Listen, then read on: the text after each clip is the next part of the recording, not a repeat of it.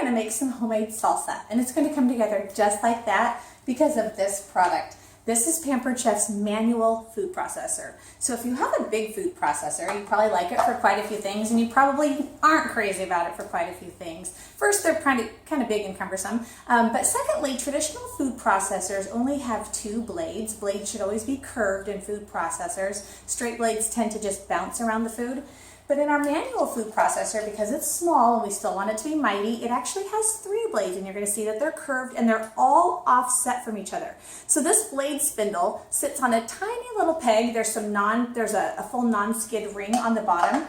And once the lid is on, this peg is going to sit right inside that spindle, and it's simply this action that will get those blades going, and at full speed they go 35 miles an hour. So whenever we're chopping something, we want to chop, or if we're chopping something that's going to become a recipe, whether it be a salsa or a tapenade or spinach and artichoke dip, we always want to chop the harder ingredients first. So I'm adding jalapeno pepper that I just de-seeded, took out the membrane, some onion, and I already had a little bit of garlic in there. The lid just sits on, it doesn't screw on, and it's just smoking.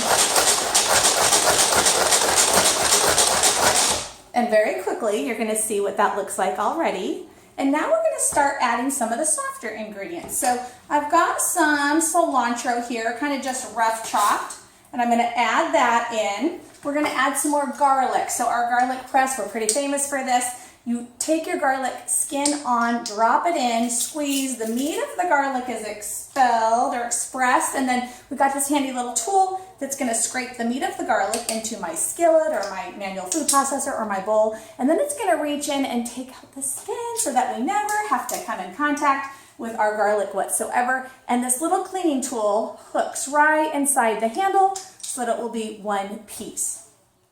Now we'll go ahead and add a couple of big chunks of tomato. We're not going to add it all at one time. We'll start with 4. Let's see how that looks. And I want to add some lime juice. So let me grab my citrus press. I love citrus presses should be big because we're not just only squeezing key limes. And we want them to be metal. They're going to be more durable. Just honestly a heartier product. So you have choices in how you use your citrus press. We don't want pulp in our salsa, so I'm going to drop my lime half cut side up, and when I squeeze, the press kind of breaks through the membrane. I'm just blocking myself so that I'm not going to be wearing lime juice, and I'm going to kind of go around my salsa, and then when I tip it, a lot more lime juice will come out. If I was making a sangria or a lemonade or something like that, and I wanted the pulp, I would put my fruit cut side down because it's going to push the juice and the pulp through the nice big wide openings. But look at this, using a citrus press allows us to be really smart consumers and get every last drop out of that lemon or lime. And you'll be able to hear it, it's like suction attached to this. And now there's truly nothing left. So even if I had squeezed this with my hand, there's no way I could have extracted all that I did. So here's a fun fact. The juice of one piece of fruit is considered a full fruit serving. So if you're not a fruit eater, your kids aren't a fruit eater. I remember when my daughter was young, we had an orchard and she would just squeeze fruit into water because it was fun for her, but I was a happy mom because no way do we ever get all of our vitamins and nutrients. If you can stand the texture of the pulp, then you would want to put your fruit cut side down and get the juice and the pulp into your water. So citrus presses, I use mine all the time. Okay, so our lid goes back on, the peg goes right in tight. Now, if I had overfilled this, my handle wouldn't move. And at that point, I know that I would want to remove some of the tomato chunks.